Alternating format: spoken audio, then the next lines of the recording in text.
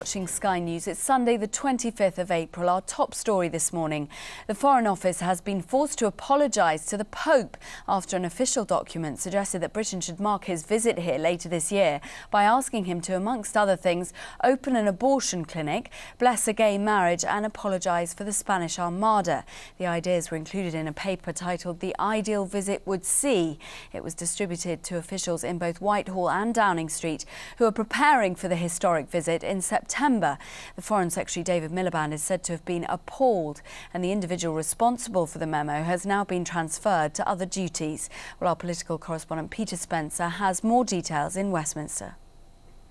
This is one of those really extraordinary stories that comes out of nowhere. It is, insurance companies sometimes won't pay out the money because of the fact that something was an act of God, which is sort of a bit like this, only the other way round. What happened is there was a junior civil servant in the Foreign Office who put together a memo for internal consumption, it has to be said, but it got leaked. And what he suggested in it was that the good way of perhaps marking the Pope's visit to the United Kingdom this year by getting him to bless a gay marriage, open an abortion clinic and launch his own brand of condoms.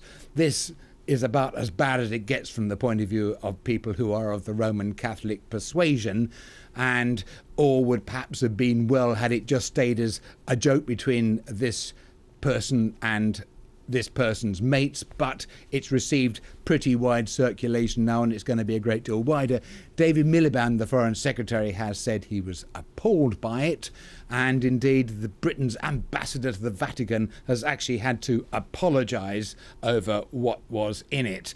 Now, when it comes to the civil servant, he has received a sort of a verbal equivalent of 6 to the best and been moved on to other duties, and the Foreign Office has issued a statement describing the whole thing as ill-judged, naive and disrespectful, which I have it down as being Mandarin speak for "it is a pity we're no longer allowed to take people like this to a place of execution and hang them, draw them and quarter them." Now it's just under